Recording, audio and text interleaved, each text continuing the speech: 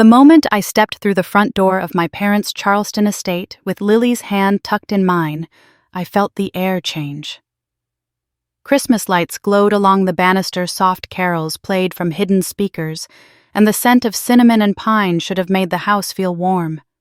But instead, every bulb, every ornament, every garland seemed to dim the moment my mother's eyes landed on my daughter.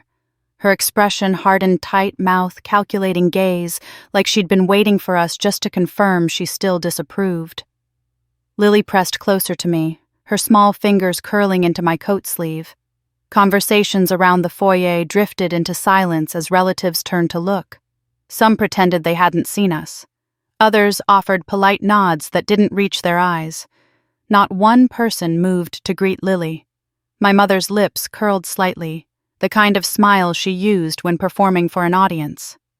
"Nora," she said, voice smooth as the porcelain ornaments dangling behind her. "We didn't expect you so early." Her gaze dropped to Lily. "And you brought her." She didn't need to add the sting. The pause was enough.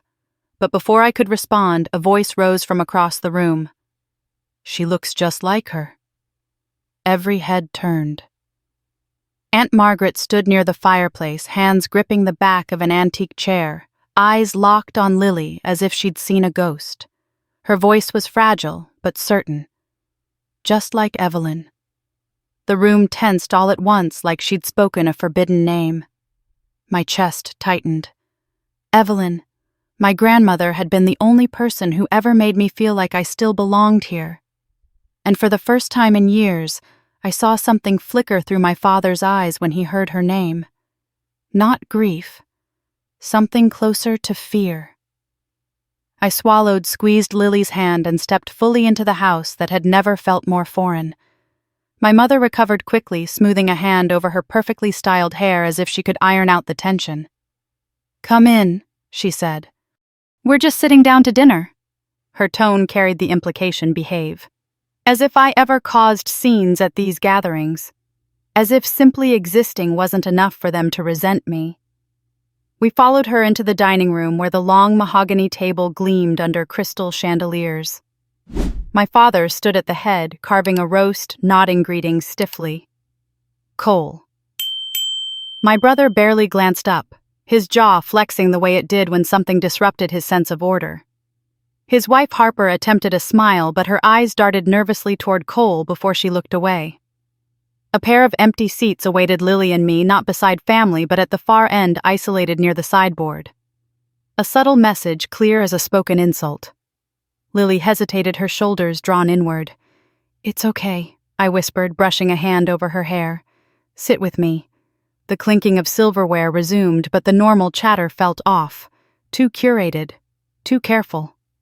My mother lifted her wine glass and began discussing the upcoming Hayes Heritage Ceremony, a tradition of recognizing the family's lineage. Names, roles, responsibilities. Only the way she spoke it sounded less like honoring roots and more like announcing a succession plan. Cole played along, offering polished phrases about stewardship and continuity while pointedly avoiding my side of the table. I forced small bites of food, nodding when spoken to, letting my eyes sweep the room. Everything looked the same, the oil portraits of ancestors, the antique cherry hutch, the festive wreath above the mantel. But the warmth I remembered from childhood had long evaporated, replaced by a careful choreography I suddenly felt excluded from. So when Lily tugged my sleeve and whispered, "Mommy, are we in the wrong seats?" my throat tightened. "No," I murmured. "We belong right here." Across the table, Margaret cleared her throat softly and approached us, ignoring the subtle looks my mother shot her. She bent toward Lily with a gentleness that stood out like a beam of light in a storm. "Sweetheart," she said, brushing a stray curl behind Lily's ear. "You have your great-grandmother's eyes." She looked up at me, expression weighted. Evelyn would have been so proud. Cole stiffened visibly. My mother's fork paused mid-air. Margaret straightened. "Nora," she said quietly, "there's something we need to talk about later." Her voice trembled, but her resolve was unmistakable. "Something your grandmother intended for you to know." Before I could respond, my mother rose abruptly. "Dessert," she announced. "Everyone to the parlor." Her voice carried enough authority to freeze the air. Conversations resumed quickly, too quickly, as if to drown out what Margaret had dared to say. I watched my family scatter into the next room, watched Cole murmur something sharp to Harper, watched my father avoid my gaze. And I knew. Whatever Margaret wanted to tell me, whatever Evelyn left behind this house was determined to bury it. But for the first time in years, I felt something stir inside me, a steadiness, a question, a quiet refusal to let the past stay silent. And I wasn't leaving tonight without the truth. The moment we stepped into the parlor, the warmth of the Christmas lights did nothing to soften the tension in the room. Conversations floated like thin veils around me, polished, pleasant, meaningless, while something colder pulsed beneath every smile. Lily lingered near my side, still shaken from dinner, her little fingers curling into the hem of my sweater. I guided her toward an armchair, but before we reached it, she stopped abruptly. "Mommy," she whispered, pointing toward the far wall. "Why aren't we on there?" I followed her gaze. Along the wall, framed under gentle uplighting, was the new Hayes Heritage display, a massive illuminated genealogy chart stretching back to the 18th century. I scanned the branches, the names carved in elegant embossed lettering. Cole's name glowed prominently. So did Harper's. Even more distant cousins had their places marked neatly. But my name, gone. And Lily, who by blood should have been part of this family, also gone. It wasn't a mistake. It wasn't oversight. It was erasure. My stomach dropped as I crouched beside her. "It's okay," I murmured, though my voice wavered. "We'll talk about it later." Before Lily could ask another question, my mother materialized beside us as if she'd been monitoring our reactions. "Beautiful, isn't it?" she said lightly. "A professional team updated it for the ceremony next month." I stood slowly. "Why aren't our names there?" "Oh," she replied with the breezy tone she used when lying. The printers must have been working off old files. "These things happen." "Old files," I repeated. "Lily is 7. My last update was 8 years ago. That's not old. That's deleted." Her smile tightened. "Nora, don't make this dramatic." Beside her, my father joined the conversation, hands clasped behind his back, adopting the same diplomatic posture he used when dismissing people at business functions. "We will handle adjustments in time," he said. "Tonight isn't the moment." Except it was. Because behind me, the room continued to buzz with cheerful small talk, while the center of the display, the heart of family identity, had been rewritten. Cole appeared at my shoulder like a shadow. "You're upset," he said quietly. "But tradition requires clarity. Clean succession lines. It's nothing personal." "Nothing personal." I turned toward him. "Removing my daughter from a family tree is nothing personal." His jaw tightened. Harper appeared behind him, placing a cautious hand on his arm. "Maybe we should talk about this later," she whispered. But Cole shook her off, his eyes hard. "It's better Nora understands how things work now." A spike of anger throbbed through my chest. "Explain it then." He lifted his chin, the same arrogant tilt he'd had since childhood. "Heritage isn't just biology. It's alignment, commitment, participation in the estate. You haven't been involved in years." "And Lily," his voice drifted, loaded with implication. I stepped closer. "Finish that sentence." He held my gaze for a moment before looking away. Harper swallowed nervously, pulling at the sleeve of her cardigan. "Nora, I really think it's best if—" "Let me guess," I said, facing Cole again. "The heritage ceremony, the valuation meeting, the roles everyone else seems to know about. But me." The flicker in his eyes told me Harper had revealed more than intended earlier. Cole opened his mouth to respond, but footsteps approached Margaret's soft, careful steps. She laid a hand on my arm. "Nora," she said gently, "walk with me for a moment."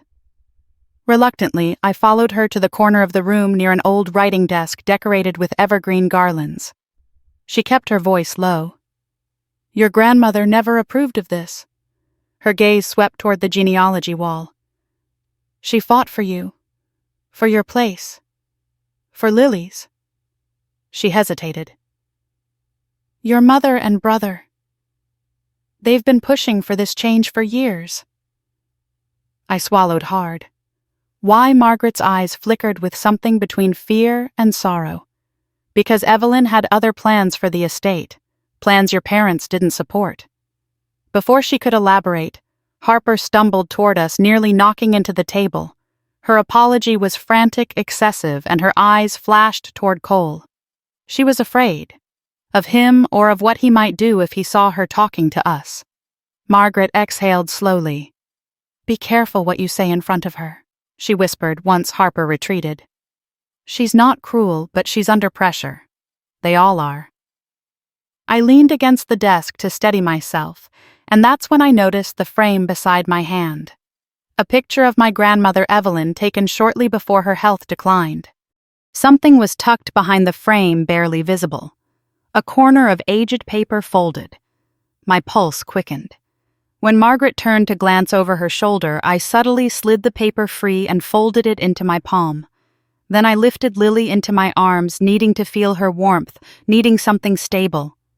My mother clinked her dessert spoon against a crystal glass, summoning everyone to the table again.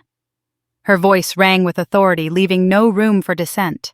Time to gather, she announced, all smiles for the audience. I followed the others, sitting while my heart hammered against my ribs. Only when conversation rose enough to camouflage sound did I unfold the slip of paper beneath the table. A fragment of Evelyn's handwriting curved across the page, delicate, familiar. "If they move against you, remember what I wrote. The rightful successor is not the one they chose. It is the one they fear." My breath caught. They hadn't erased me out of spite. They erased me out of fear.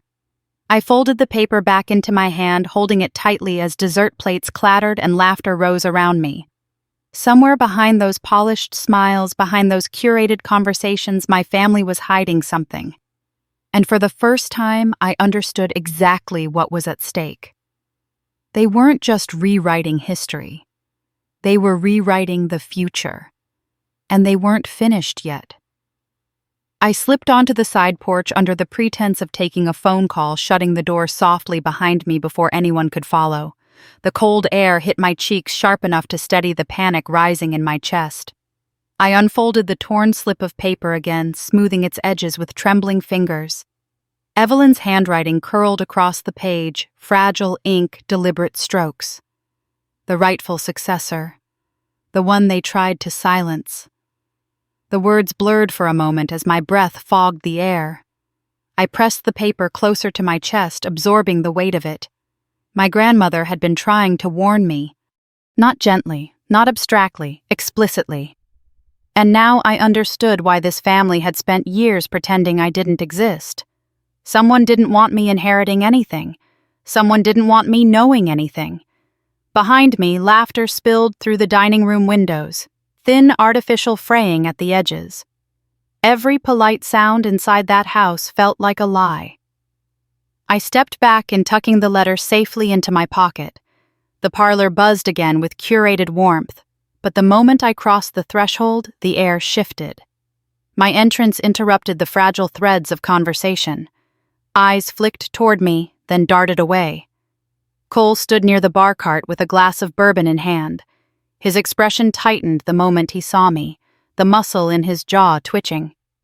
Harper lingered nearby, sipping water instead of wine, her fingers trembling around the glass. I headed toward Lily, who was drawing quietly on a small notepad she kept in her backpack. She looked up at me with a hopeful smile too trusting for this room. I brushed a hand over her hair and whispered, "Everything's okay." The lie tasted bitter, but she needed steadiness, even if it was borrowed. From across the room, my mother observed me with a pinched, knowing look, as if she could sense I'd slipped past the borders she'd tried to keep me within. My father leaned close to one of my uncles, whispering in low, urgent tones, stopping abruptly when I approached. I drifted toward the hallway, pretending to admire the antique sconces, but really listening. A pair of relatives spoke in hushed voices near the entry to the library. The appraisal dropped again. One murmured, "Thomas won't admit it, but the estate is bleeding. If the trust doesn't approve the new renovation plan, they'll lose the tax exemption. And Cole can't handle another failed investment." My pulse quickened. It wasn't just family pride they were defending. It was finances, real trouble. Trouble that would explain the tight smiles, the tense shoulders, the sudden interest in succession. I took another step toward the end of the hall and froze. Cole stood in the half-shadow, his back to me, speaking sharply into his phone. "I told you it's handled. I said I'll secure the collateral next week." A pause. "Don't call me again tonight. I can't be seen talking to you here." His tone wasn't confident. It was strained, desperate. He turned abruptly and found me staring at him. For a heartbeat, something dark flickered across his eyes. Then he plastered on a smile that didn't touch his face. "Nora," he said, voice tight, "eavesdropping now." "You were loud," I replied evenly. He stepped closer as if trying to intimidate me. "Some conversations aren't meant for you." "Why's that?" I asked. "Because they involve the estate. Or because they involve me." His nostrils flared. For a second he looked ready to say something reckless, something revealing, but Harper hurried to his side and tugged his sleeve. "Cole Mother's calling for you." He snapped, "I'm busy." But she looked at me with wide, frightened eyes, pleading almost, and somehow that shook him. He followed her back toward the parlor, leaving me in the silent hall. Margaret found me moments later, her face pale. "Did you find anything unusual earlier?" she whispered. I slipped a hand into my pocket, fingers brushing the folded fragment. "Maybe." She glanced nervously toward the parlor. "Your grandmother never believed Cole had the integrity to manage the estate. She told me she had other plans, plans she feared Thomas would oppose." "She meant me," I said quietly. Margaret's breath hitched. "She believed you were the only one who could fix what this family has broken." Before I could ask more, footsteps approached. Harper again, apologetic eyes darting nervously to the corners of the hall. She bumped into Margaret lightly, almost as if trying to appear clumsy.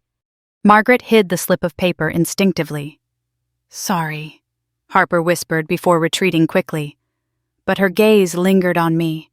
There was something she wanted to say, something she wasn't brave enough to voice yet.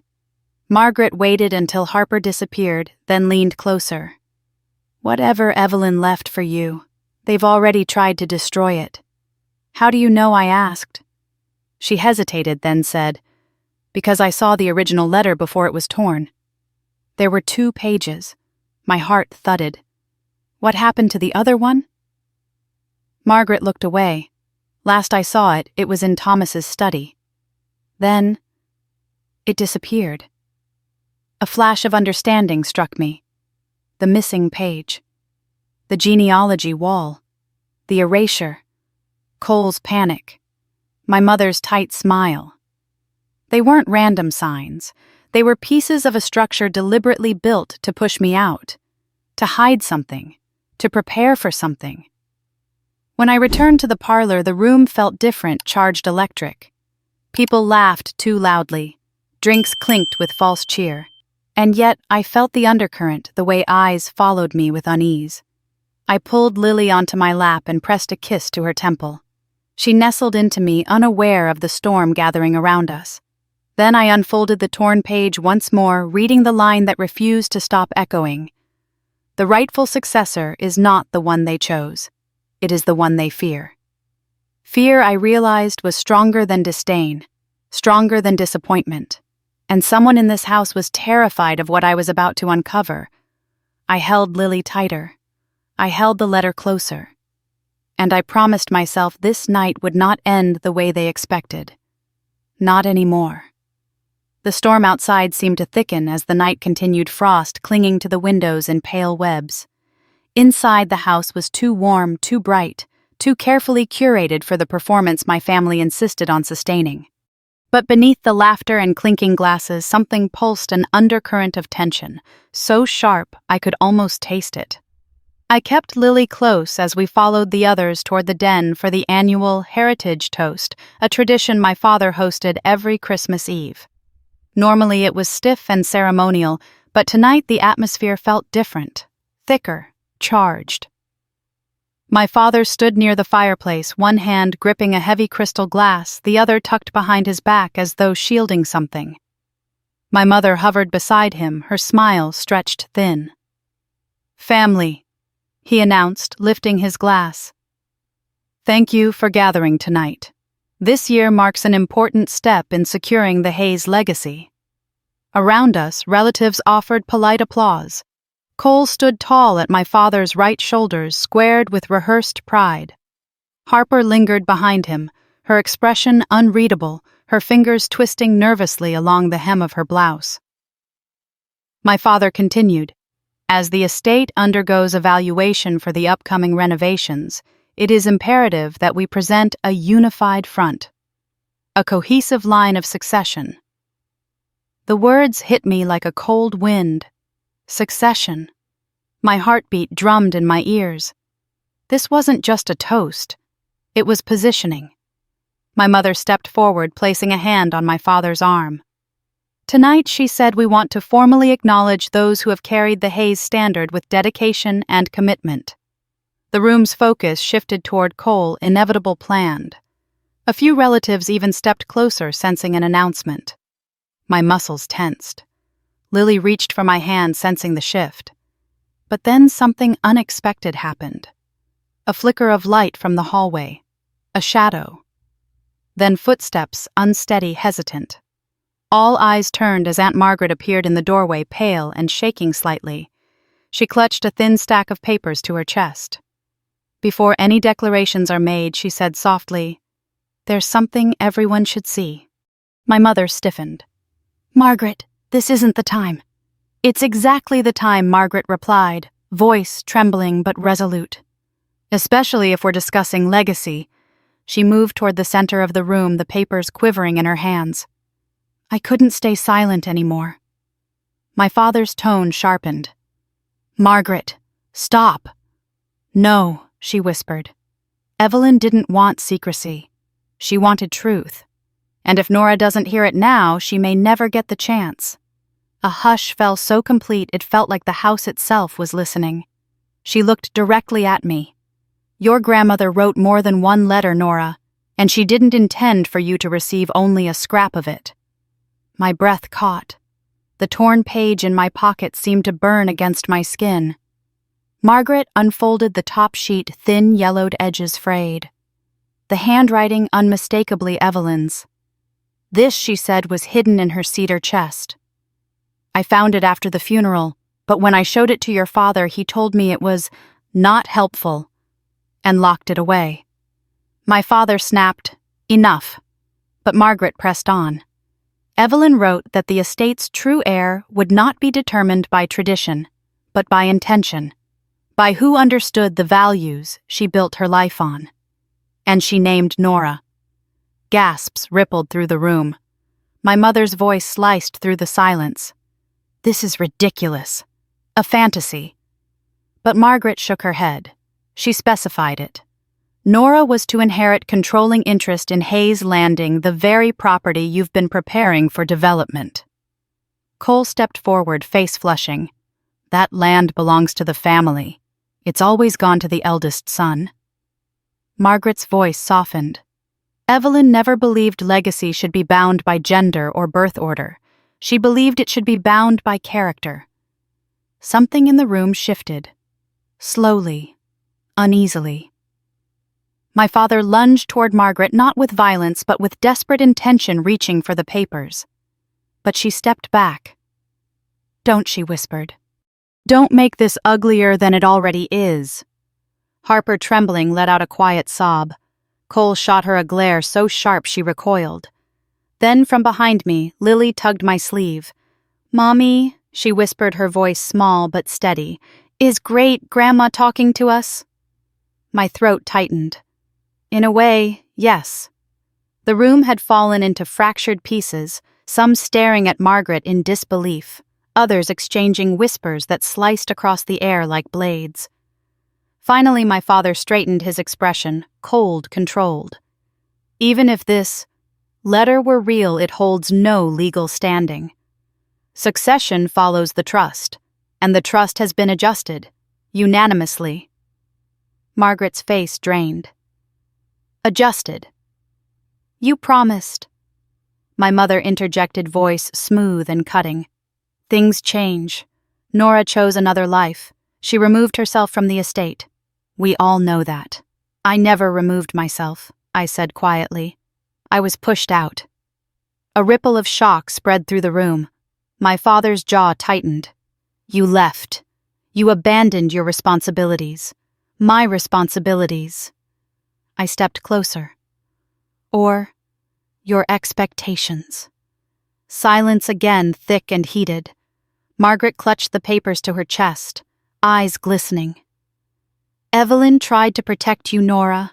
She knew they'd never accept her decision.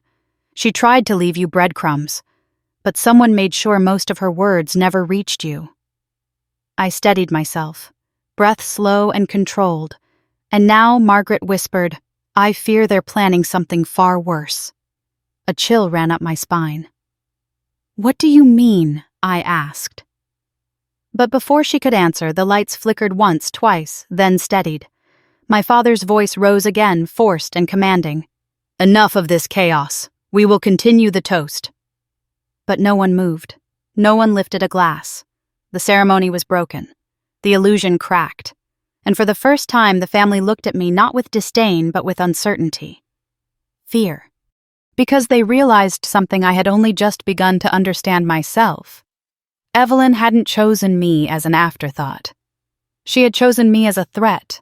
And now the people who spent years erasing me were about to learn what I looked like when I stopped letting them. Lily fell asleep against my shoulder on the drive home, her breath warm and steady, her curls brushing softly against my cheek. The quiet of the car should have calmed me, but the farther I drove from my parents' house, the louder my thoughts became. Margaret's shaking hands, Evelyn's torn letter, Cole's panic, my parents' lies. Whatever they were hiding inside that house tonight was only the surface. By the time I pulled into my driveway, the winter wind had picked up scattering pine needles across the porch. I carried Lily inside, tucked her into bed, and lingered for a moment watching the rise and fall of her small chest. She deserved stability, safety, something better than the tangle of secrets we'd stepped into. When I finally stepped into my study, I locked the door and spread Evelyn's torn letter on the desk. I stared at it until the ink seemed to hum with meaning. The rightful successor is not the one they chose. It is the one they fear.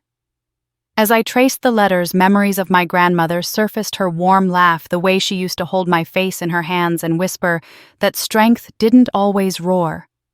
Sometimes it lived in quiet persistence, sometimes in the refusal to disappear. A knock startled me. I went still. Another knock, soft, hesitant. I cracked the door open. Harper stood on my porch, wrapped in a light coat, clutching her car keys so tightly they trembled in her hand. "Can I come in?" she whispered. I ushered her inside quickly before the cold swallowed her. She stepped into the warmth, removing her gloves with shaking fingers. "I didn't know where else to go," she said. "Cole thinks I'm at my sister's. He doesn't like when I leave the house without telling him." I felt a cold sting of recognition. I'd seen the tension in her shoulders all night, the way she watched Cole before speaking. She wasn't just nervous, she was afraid. I guided her into the study and shut the door behind us. "Harper, what happened tonight?" She swallowed hard, eyes darting to the letter on my desk. "I know that handwriting," she whispered. "Evelyn wrote me a birthday card once. She always said I was too gentle for the noise of this family." Her voice cracked. "No one else ever said things like that." I softened. "What brings you here?"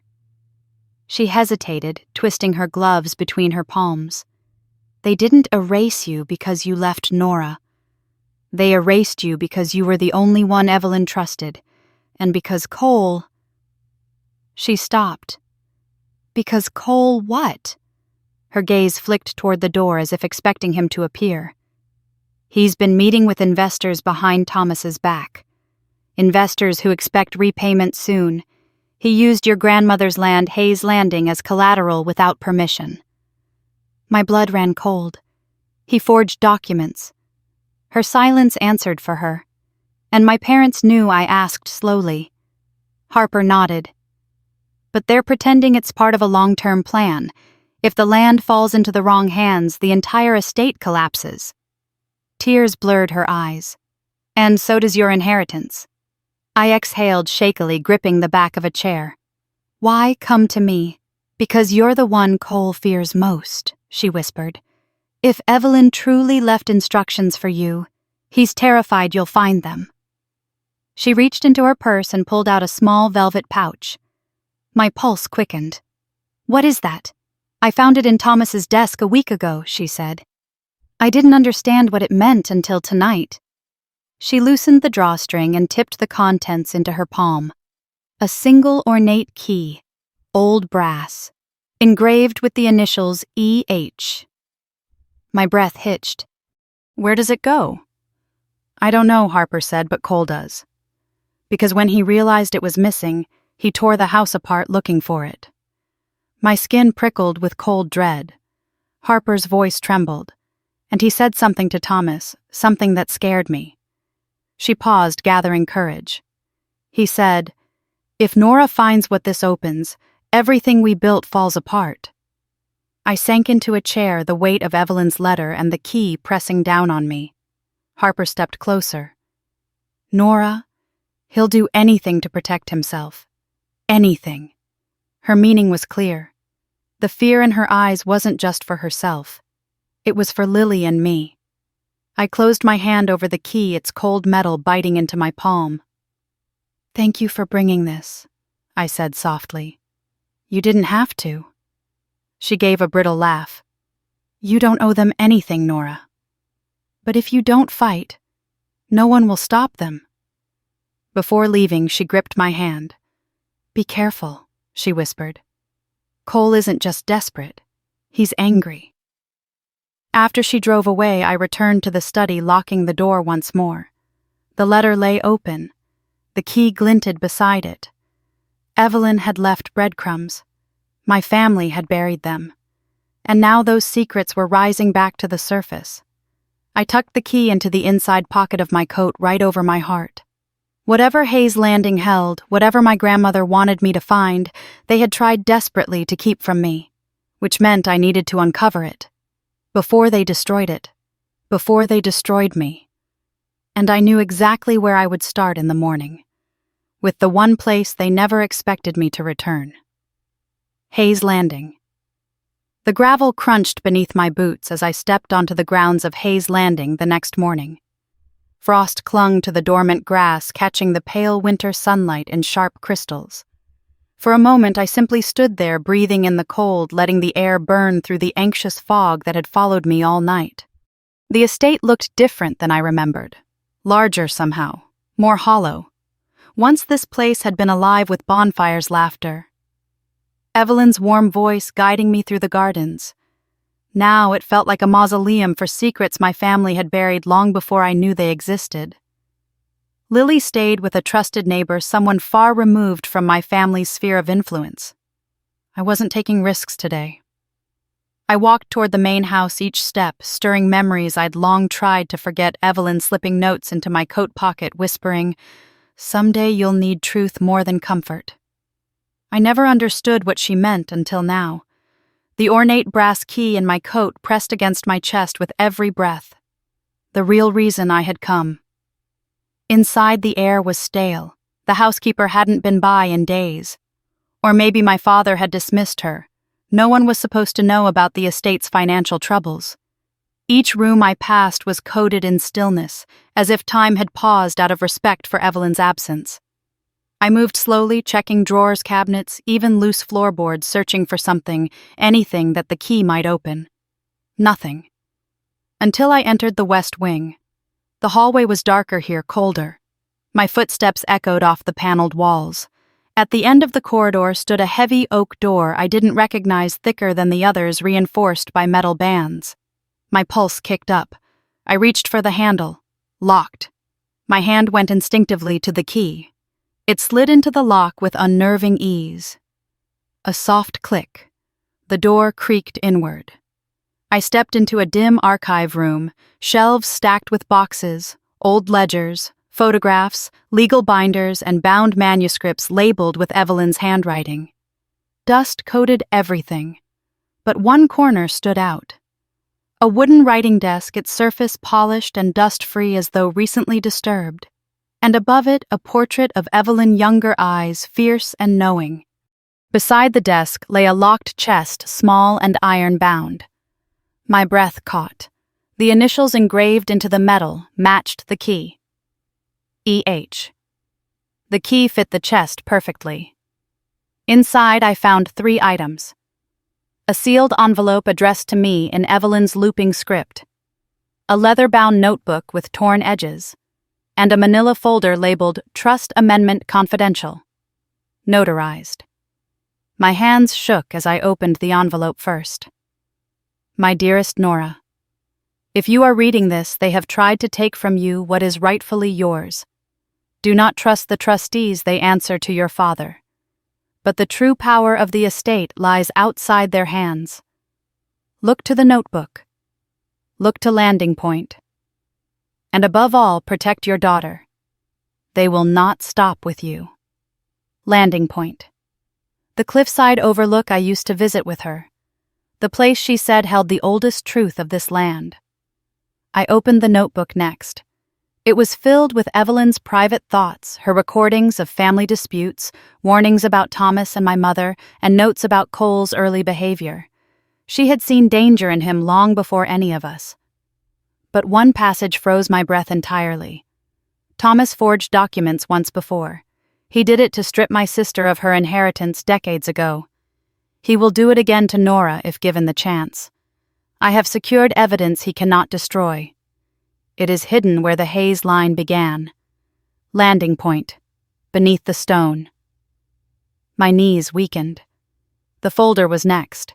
Inside was a legal amendment naming me not Cole as the successor trustee for Hayes Landing and its associated properties. Signed, notarized, witnessed, and dated 5 days before Evelyn's death. I pressed a hand to my chest, nausea cresting. They had hidden this, perhaps even destroyed the original copy. But Evelyn had always prepared duplicates. Always. My parents had lied. Cole had lied. The entire family structure they worshipped was built on erased documents and rewritten truths. And now I held the proof in my hands. A sudden thud upstairs jolted me. Someone else was in the house. My heart raced. I shut the chest quietly and eased the door closed, retreating down the hall as footsteps approached the landing above me. Male footsteps, measured, heavy. Cole. His voice drifted down the staircase, low and angry. "She's here. I saw her car." Another voice, my father's. "Then find her before she finds something she shouldn't." A cold bolt of terror shot through me. I slipped into the nearest room, the old pantry, pressing myself against the shelves. My breath slowed to a near stop as footsteps passed by. She must not get access to the records, Thomas said. If she does, everything collapses. She won't. Cole snapped. "I'll take care of it." I closed my eyes, gripping the envelope and notebook tightly. They were hunting me in my grandmother's home. When their voices faded, I slipped out through the back door, racing across the frozen ground to my car. My hands shook violently as I turned the key in the ignition. Landing Point. The stone. The evidence Evelyn hid there. If I was going to expose the truth, I needed to get to it before they did. Before their desperation turned into something far more dangerous. And as I drove away, I knew one thing. This wasn't a family conflict anymore. This was war. Landing Point was quieter than I remembered, a lonely stretch of coastal cliff where the wind carried the scent of salt, and something older memory maybe. The ocean below churned in slow, heavy waves that slammed against the rocks with the rhythm of a warning drum. This was the place Evelyn had brought me when I was 10, teaching me how to skip stones across the tide pools and telling me stories she claimed were older than the Hayes name itself. Now the land felt different, like it had been waiting. I climbed the narrow path to the overlook breath fogging in the cold air. The sun was beginning to set, staining the cliffs in amber light. I reached the flat clearing bordered by the jagged stone wall that had stood here for generations. On the far end was a solitary stone slab, smooth weather-worn and strangely out of place among the rough terrain. The stone Evelyn had referenced. My pulse quickened as I approached it. I knelt beside the slab and brushed away the thin frost coating its surface. The engraved initials EH, barely visible beneath decades of erosion, tugged at my chest. This was it. The stone didn't budge at first. I pressed harder, fingers numb, pushing against the freezing rock, until finally it shifted a fraction. A hollow sound echoed beneath it. My breath caught. I repositioned myself, bracing my shoulder against the slab. Inch by inch, I managed to tilt it enough to reveal a narrow cavity beneath. Inside was a weatherproof metal box, no larger than a hardcover book. Just as my fingers closed around it, the crunch of distant gravel snapped my head up. A car. On the road I'd taken to get here. My heart leapt into my throat. I grabbed the box, lowered the stone enough to conceal the cavity, then sprinted behind a cluster of windswept shrubs at the cliff's edge. I crouched low, holding my breath. The engine grew louder, then cut off. Car doors slammed. Voices rose through the wind, 2, maybe 3. Male.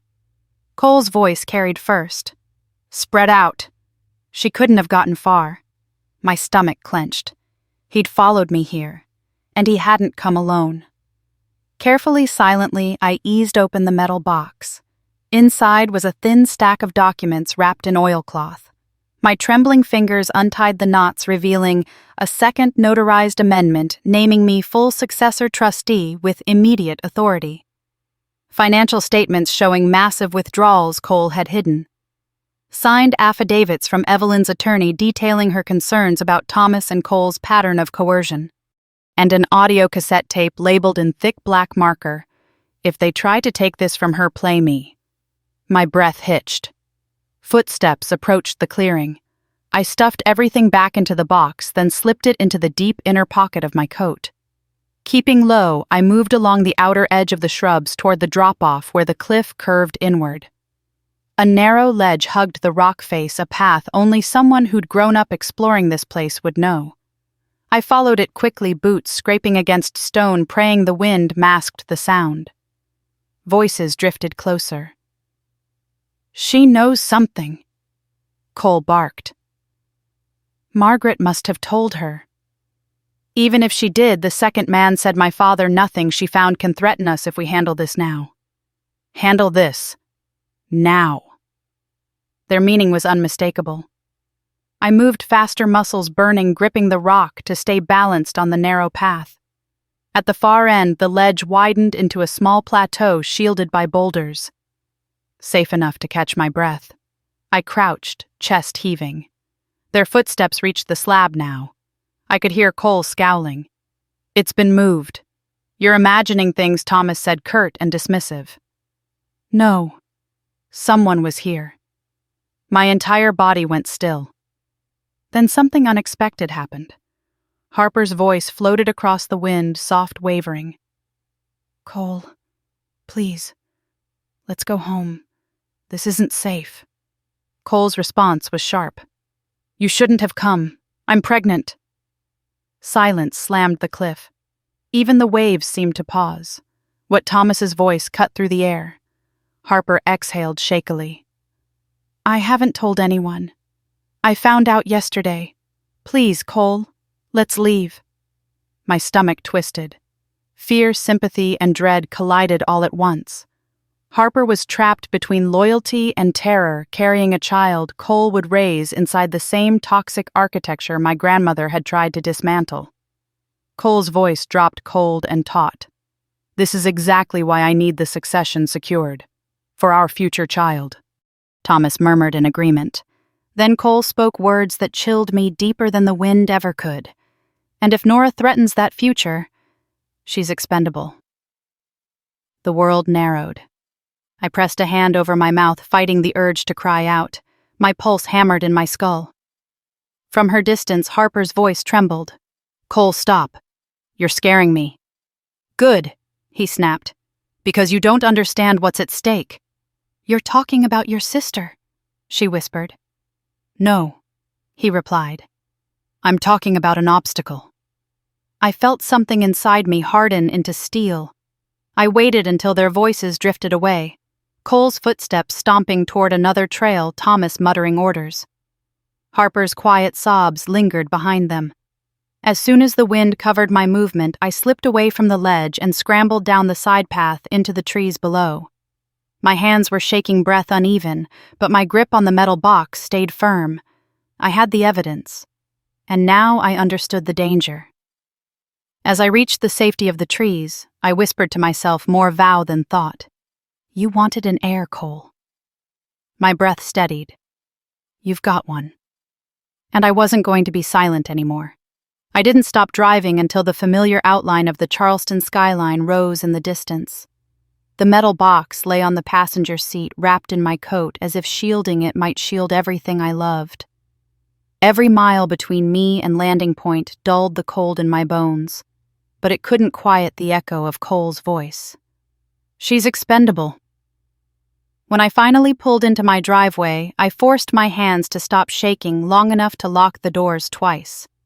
The house was still the hour early enough that the neighborhood remained wrapped in sleep. I carried the box inside and headed straight for my study, drawing the blinds closed before turning on a single warm lamp. The yellow light cast long shadows across the room as I unwrapped the box and spread its contents on the desk. Documents Evelyn had hidden, evidence she'd protected, words she knew would be used to destroy her legacy if the wrong hands ever grasped them. But there was one thing I hadn't opened yet. The cassette tape. It felt heavier than its size should allow, as if it carried weight beyond sound. I retrieved the small tape recorder I kept for interviews, loaded the cassette, and pressed play. Evelyn's voice crackled into the room, thin-aged, but unmistakably hers. My Nora, she began, and the tenderness nearly broke me. If you are hearing this, then what I feared has come to pass. I sank into my chair, gripping the edge of the desk. You must understand something, she continued. The Hayes legacy was never meant to be about property or image. It was meant to be stewardship, protection. But Thomas and the trustees have twisted it into something unrecognizable. Her next words made my breath hitch. I changed the trust because Cole cannot control his impulses. He lies easily. He takes risks without understanding consequences. And your mother enables him. I fear what he will do if he gains control. The static hummed a sharp reminder of time. I chose you, she said softly. Not because you are the eldest daughter, nor because tradition demanded it. I chose you because you see people, because you understand why land matters, because you have the strength they fear. The tape buzzed for a moment before her voice returned. This time more strained. I know they will try to bury this, try to bury you. So I left what I could where they wouldn't look where the Hayes line began. If they have already erased your name from the lineage, it means they are desperate, and desperation will make them dangerous. I swallowed hard, memories of the cliff's edge flashing in my mind. A final pause, then her voice broke with emotion. Protect your daughter. She carries all the goodness this family has forgotten. She must inherit something better than their cruelty. And Nora, forgive me for not stopping them sooner. The tape clicked off. My chest felt too tight to breathe. Evelyn had known. She'd predicted everything, the lies, the forged documents, the erasure Cole's potential for harm. She'd tried to shield me long before I knew I needed protection. I wiped my eyes with the back of my hand just as my phone buzzed. Unknown number. I hesitated before answering. A familiar voice hissed through the line. "You shouldn't have gone to landing point." My blood iced. "Cole." "How did you get this number?" I asked, gripping the phone tighter. "That doesn't matter," he snapped. "What matters is what you took. I didn't take anything that wasn't mine." He laughed, a sharp, brittle sound. "Everything there belongs to the family. And you're no longer part of it." My jaw clenched. "You don't decide that. You're not listening." His voice dropped into something darker. "I'm giving you a chance. Bring the documents back to the estate tonight and we forget this ever happened." "Or," I asked. He inhaled slowly. "Or the trustees will rule you unfit tomorrow morning, and you will lose the only thing that should matter to you." My heart slammed to a stop. "Lily." "Children need stability," he said. "And a mother who runs around digging up ghosts and fabrications doesn't provide that. But a family like ours could." Rage burned through me so fiercely I saw stars. "You go near her," I said quietly, "and I will bury you with every piece of evidence your mother tried to hide." He scoffed. "You think you're stronger than us?" "No," I murmured. "Just smarter." But he was no longer listening. "Tonight," he said.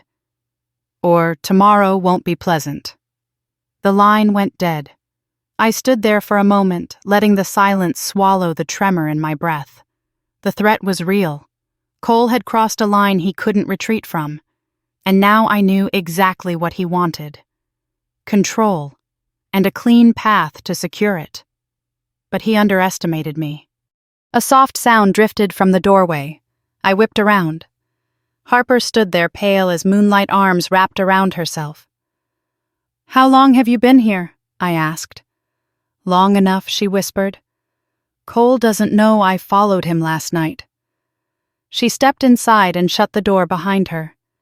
"You're not safe," she said, voice trembling. "He's falling apart. He's meeting with people he shouldn't. He's making promises he can't keep." "Why are you telling me this?" I asked. Her eyes filled with tears. "Because I'm done being afraid," she said. "And because if he's willing to destroy you, he'll destroy me next. And our baby." I exhaled slowly. Harper knelt beside my desk, her fingers grazing the documents scattered across it. "What do we do?" she whispered. I pulled the evidence closer, feeling something shift inside me, a calm, unbreakable resolve. "We stop pretending," I said. "We expose everything. All of it." Harper wiped her eyes. How I looked down at Evelyn's handwriting, her voice echoing inside me, by becoming the air they feared. Outside, a gust of wind rattled the windows. Inside, the quiet before the storm broke open. And I knew the next move would change everything, not just for me, but for everyone tied to the Hayes name, especially the ones who thought they could bury me.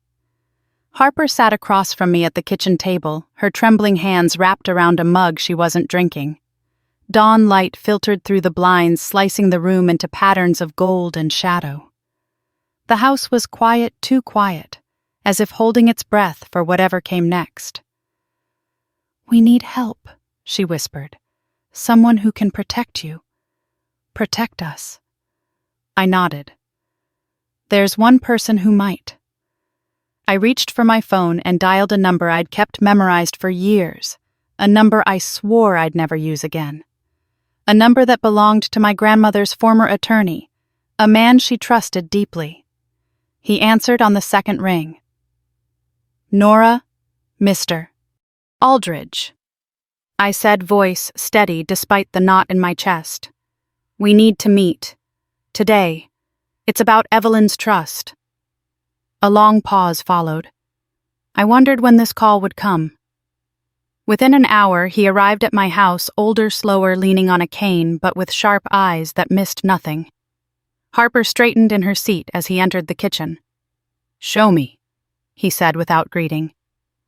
I laid everything on the table, the notarized amendments, the affidavits, the financial statements, the tape. He methodically examined them one by one, his brows tightening, his lips pressing thin. Finally, he exhaled slowly. This is worse than I feared. Harper swallowed. Can they take the estate? Can they block Nora from inheriting? Aldridge shook his head. Not legally. Evelyn's intent is clear, and these documents support that.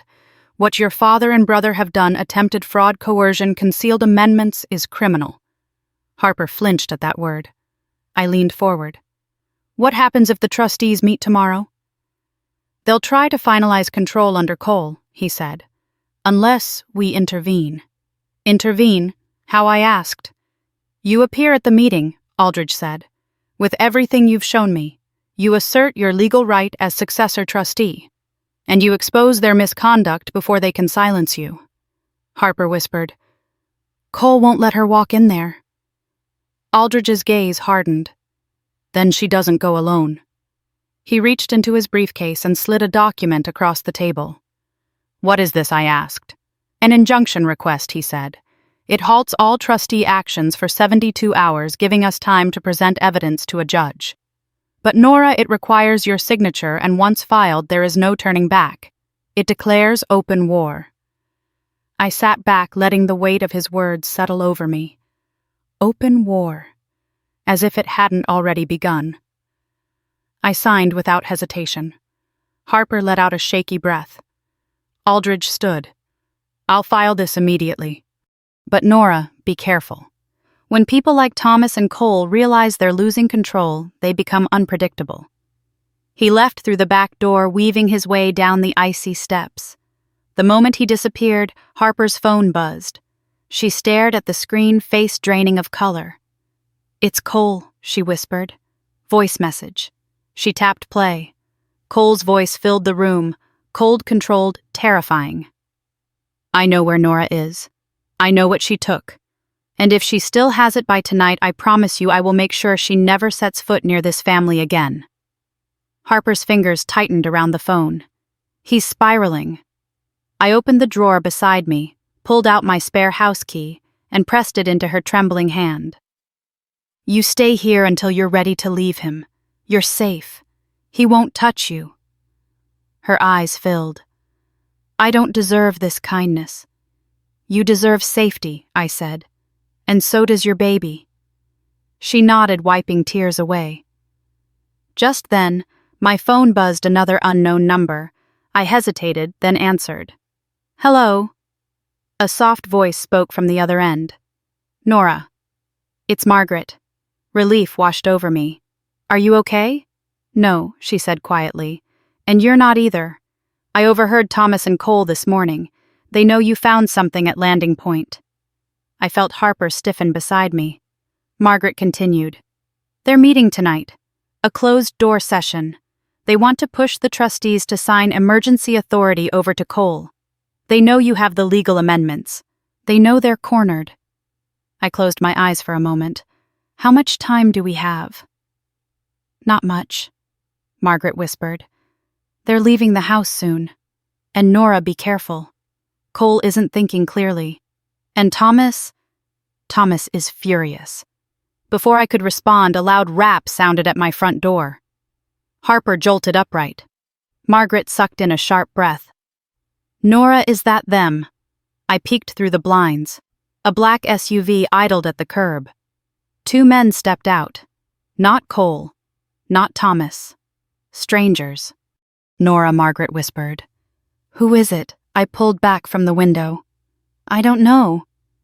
They walked up my driveway with deliberate steps, scanning the house like they were mapping entry points. My pulse quickened.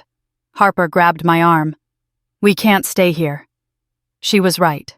If Cole was unraveling, he could have sent people, anyone, to intimidate or retrieve what he couldn't. A loud knock thundered through the door. I grabbed the metal box, shoving it into my tote bag. Out the back, I whispered. We moved quickly, my heart pounding as the knocking grew louder, more impatient. We slipped out the kitchen door and into the cold cutting across the yard to my car parked behind the garage. As soon as we got inside, Harper locked the doors. Where are we going? I started the engine, adrenaline narrowing my focus. Somewhere Cole won't follow. Somewhere he'd never think to look. She gripped her seatbelt. Where is that? I pressed on the accelerator, pulling onto the road. To the one person Thomas and Cole pushed out years ago, I said. The one person who has nothing left to lose and every reason to help me. Harper stared at me. Evelyn's sister, I whispered. My great-aunt Vivian. The road stretched ahead, the stakes rising with every mile. And I knew there was no turning back now. Vivian's cottage stood at the edge of a marshy inlet 2 hours outside Charleston, hidden behind ancient cypress trees draped in silver moss. The place looked untouched by time, porch sagging slightly, chimney-leaning shutters faded by decades of sun and storms. It was the kind of place someone lived when they wanted to disappear, or when they'd been forced to. I pulled into the gravel drive just as the late afternoon light began to thin. Harper shifted nervously beside me, her hands resting protectively over her stomach. Are you sure she'll see us? She whispered. No, I admitted, but we don't have another choice. I stepped out of the car and walked up the creaking porch steps. Before I could knock, the door opened. Vivian stood there, thinner than I remembered her hair, a wild silver halo around sharp, intelligent eyes. She wore a wool shawl around her shoulders and held a mug of tea in her bony hands. Took you long enough, she said. My breath caught. You knew we were coming. She sipped her tea. Evelyn told me you'd find your way here when the time came. And from the looks of you, it's come. Her gaze flicked to Harper, softening for a moment, then hardened again when she saw the tension in our posture. Well, she asked, are you coming in, or are you letting the mosquitoes eat you alive? We followed her inside. The cottage felt warm despite its age, fire crackling in the hearth. Old quilts draped over the furniture shelves, lined with eccentric trinkets and jars of herbs. Vivian moved slowly, but with confidence, lowering herself into an armchair. What happened? She asked, staring directly at me. I opened my bag and placed the metal box on the coffee table. They tried to erase me, and when that didn't work, they tried to hunt me down. Vivian nodded once. Thomas always feared you would inherit her strength. I sat across from her. You knew about Evelyn's amendments. I did more than know, she said. I helped her draft the first version, before your father pressured the trustees into silencing her. The words hit me like a physical blow.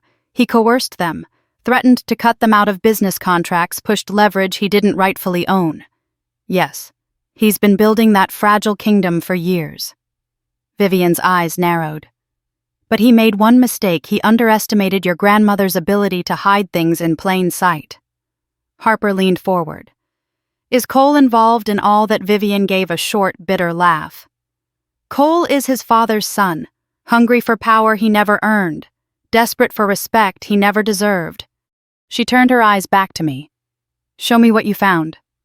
I laid out the documents, the notarized amendments, the affidavits.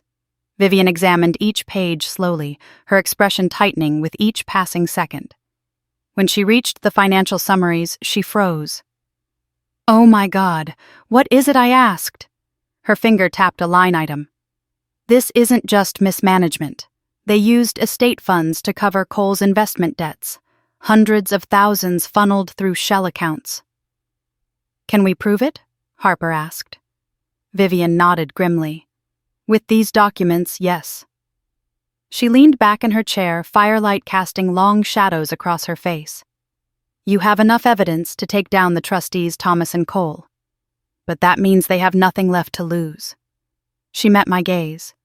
They'll come after you harder now. I know, I said quietly. Vivian hesitated, then reached for a wooden box beneath her chair. She unlocked it with a small brass key and lifted out a stack of letters tied with twine. These were written by Evelyn in her last months, she said. She asked me to keep them until the day you came. My heart tightened as she placed the letters in my hands. She knew you'd be the one to finish what she couldn't. I swallowed hard. Vivian, what exactly did she want me to finish? Vivian stood slowly and walked to the fireplace. She took down a framed photograph, a younger Evelyn and a younger Vivian standing arm in arm on the Hayes Landing property. Happiness radiated from both of them. She wanted to dismantle the corruption in the family trust, Vivian said. To return the land to stewardship instead of greed. She wanted you to inherit Hayes Landing because you care about people, not power. She turned back to us. And she wanted the world to know the truth about what your father did to his own sister. My breath froze. What do you mean? Vivian's voice thinned to almost a whisper. Thomas forced me out of the family. He forged documents in my name. He told everyone I stole from the trust. Evelyn fought him, but she didn't have enough proof to clear me. My hands trembled.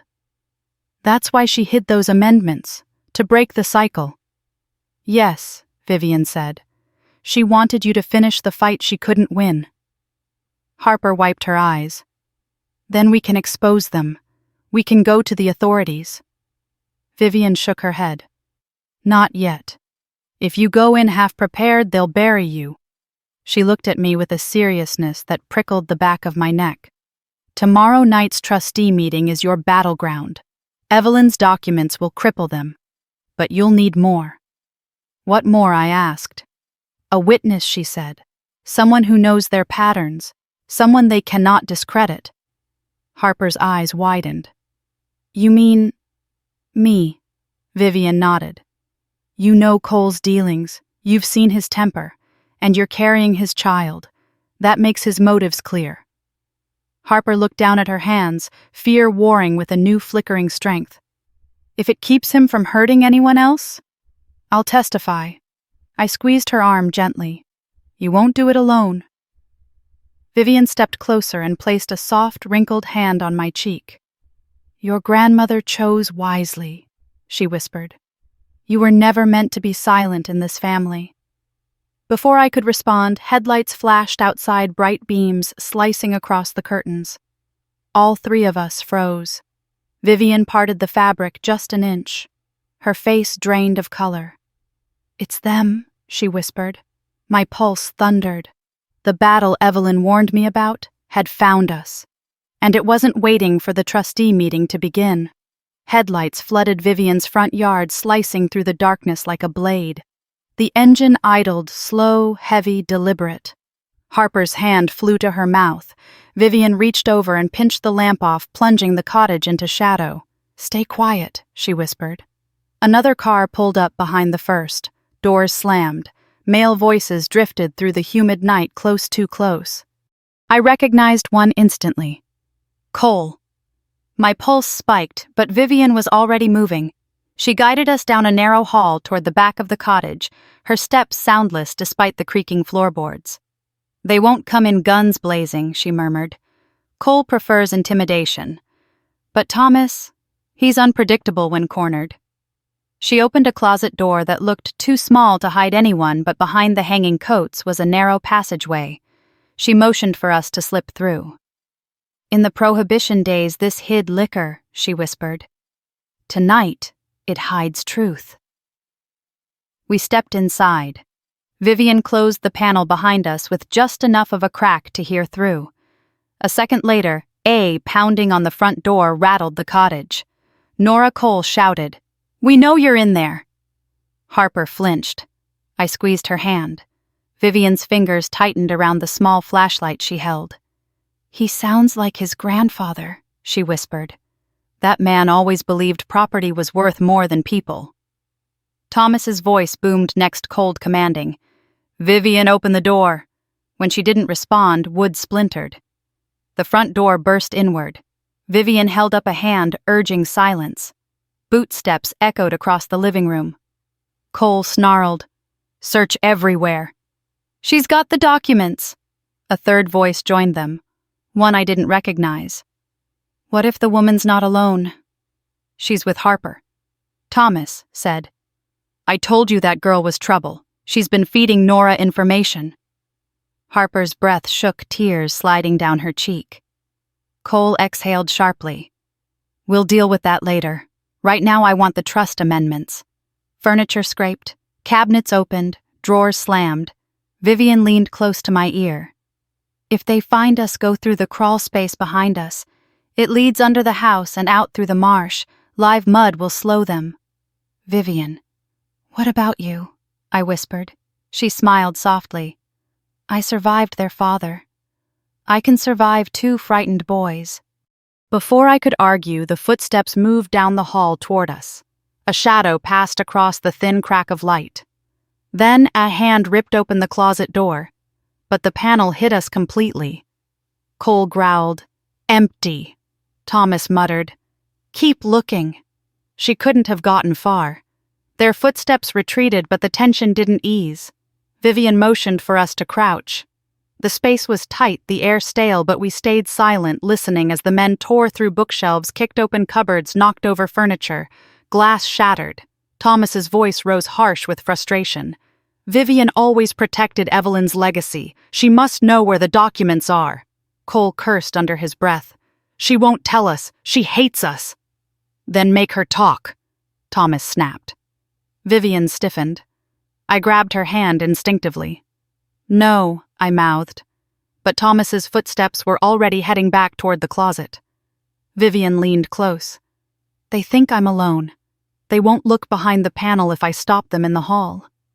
Before I could stop her, she pressed my hand once, a silent goodbye, and slipped out of the hidden passage. I bit back a cry. Harper grabbed my arm. Nora! No! But the hinges clicked softly behind Vivian as she closed the panel. We held our breath. A pause. A footstep. Then Vivian's voice rang out in the hallway, steady and strong. What do you boys think you're doing? Cole snapped. Where is she? Who? Nora. Vivian laughed, sharp, fearless. Why would she come to an old woman like me? Thomas moved closer. Don't test me, Vivian. You know exactly what's at stake. What's at stake, she replied, is justice. Something this family abandoned decades ago. Cole's voice rose. The documents from Landing Point. Where are they? Vivian stepped closer. I could hear her shawl rustle. Some secrets deserve daylight, Cole, especially when they've been buried under your father's greed. A sharp crack cut through the cottage. My heart stopped. Thomas had slapped her. Harper covered her mouth to stifle a sob. Vivian didn't fall. Her voice wavered but didn't break. Hurting me won't stop the truth this time. Footsteps surged forward. Search the bedroom, Thomas barked. If she's here, she's hiding. Their footsteps receded again. Vivian leaned against the panel, voice barely audible. Go. Now. I whispered back. Vivian, come with us. Not yet. If they see all of us gone, they'll follow. I'll stall them. Vivian. Her whisper grew firm. Your grandmother didn't choose you to run. She chose you to lead. Now go. A few seconds of silence followed. Then she shouted loudly, Don't you dare track mud into my bedroom. Cole Hayes. We used the noise to slip down the passageway. At the end was a low opening leading under the cottage. I slid first, heart pounding the marsh mud cold against my palms. Harper followed, moving carefully, breath shaking but determined. Behind us, Vivian's voice echoed defiant, unbroken. Once we reached the marsh grass, we crawled far enough to see the backyard. 3 figures paced through the cottage windows, searching, arguing, losing patience. Harper clutched my arm. Nora, she's buying us time. I swallowed the ache rising in my chest. We'll come back for her. But first, we had to survive. And we had to win. I tightened my grip on the tote bag holding Evelyn's documents. Come on, I whispered. This isn't where our story ends. We slipped deeper into the marsh as the men tore Vivian's home apart behind us. They thought they were hunting prey, but what they were really doing was waking a storm they could no longer contain. By the time we reached the trustee hall the next morning, the winter sun had barely risen. A pale wash of light stretched across the parking lot, catching on the glass windows of the building where the Hayes legacy had been shaped and distorted for generations. I paused with my hand on the door, steadying my breath. Harper stood beside me, pale but resolute. Vivian hadn't returned home last night. We had no idea what Thomas and Cole had done after tearing apart her cottage. But her last words echoed in my mind like a vow lead. I pushed open the door. Inside the conference room buzzed with low murmurs. The trustees, men and women who had known our family for decades, sat in stiff rows, papers in neat stacks, expressions tight with unease. My father stood near the head of the table, dressed immaculately, pretending calm. Cole hovered beside him, jaw-clenched, eyes darting. They hadn't expected me to show up. Even less did they expect me to walk in with Harper at my side. Thomas's smile strained. "Nora, this is a closed meeting." "Not anymore," I said, letting the steel in my voice settle over the room. As of yesterday, the court granted an injunction halting all trust actions pending review. Whispers rippled across the trustees. My father's expression curdled. "You went to a judge." "No," I said. "I went to the truth." I placed the leather-bound notebook, the amendments, and the affidavits on the table. The room fell silent. For a moment, no one moved. Then Aldridge stepped into the room, leaning on his cane, his presence commanding despite his age. These documents, he announced, were unlawfully concealed from Mrs. Hayes's rightful heir. Thomas's facade cracked. "That's absurd." Aldridge slammed a hand on the table. The notarized amendments clearly name Nora the successor trustee. Not Cole, not Thomas. "Nora!" Gasps broke out. One trustee leaned closer to the documents, adjusting her glasses with trembling hands. Cole stepped forward sharply. Those papers were invalid. My grandmother was confused. "No, Cole," I interrupted. She was clearer than anyone. I pressed the cassette tape onto the table and hit play. Evelyn's voice filled the room. Her warnings, her intentions, her fears, her hopes for me, her distrust of Thomas, her concerns about Cole's impulsiveness. Every word rang like a bell in a church full of sinners. Cole's face drained of all color. My father's hand trembled against the back of a chair. One trustee whispered, "My God!" When the tape ended, the weight of Evelyn's truth hung heavy. Then Harper stepped forward. "My name is Harper Hayes," she said softly, "and I need to give a statement." Thomas snapped no. "Sit down." But this time Harper didn't flinch. She spoke clearly, describing the threats, the financial coercion, the secret investor meetings, the misappropriated estate funds. When her voice broke, she pressed a hand to her stomach. "And I'm pregnant," she whispered. "I won't let my child grow up in fear of a man who uses power as a weapon." A trustee gasped, others murmured in sympathy. Something in the room crackled, an old architecture fracturing. Cole lunged toward her. "You traitor!" I stepped between them. "Touch her and you answer to me and the law." Aldridge raised his cane sharply. "Sit down, Cole." Cole froze. Thomas tried to salvage control. "This is a family matter. The trustees have no authority to—" A trustee stood. "On the contrary, we have every authority to remove corrupt leadership." Another rose. "To protect the integrity of the trust." A third, older than the rest, spoke with a trembling voice. "Evelyn was our friend. If she chose Nora, then so do we." The vote took less than 2 minutes. Unanimous. Cole slumped into a chair, stunned. Thomas's face twisted in silent rage as Aldridge read the resolution aloud. Effective immediately, Nora Hayes Patterson is confirmed as successor trustee and legal steward of the Hayes estate. Thomas Hayes is suspended pending investigation. Cole Hayes is barred from all decision-making roles indefinitely. It was done. Not with fireworks, not with celebration, but with quiet, irrevocable truth. When the meeting ended, Harper collapsed into my arms, sobbing with relief. Aldridge squeezed my shoulder. Trustees approached with apologies, condolences, promises of cooperation. But I only had one question. Where is Vivian? No one knew. Not yet. 2 days later, we found her. Alive. Bruised. Shaken. But alive. She'd escaped into the marsh after we fled and waited until the men left her cottage. When I wrapped her in my arms, She whispered, "I told you." I survived their father. I can survive them. We moved her in with us that night. Layers of the family's corruption began unraveling publicly soon after financial misconduct exposed trustees resigning, community support pouring in. Harper filed for separation from Cole. The authorities began their investigation. And for the first time in decades, Hayes Landing felt like a place that could heal. Weeks later, I stood with Lily on the cliff edge where everything began. The wind softer now, the stone warm under our hands. "Mommy," she asked, "are we safe now?" I looked at the horizon, then at her bright, steady eyes. "Yes," I said. "Because the truth is ours now." Harper joined us moments later, her hand resting gently on her growing belly. Vivian stood behind her, wrapped in a shawl Evelyn once wore.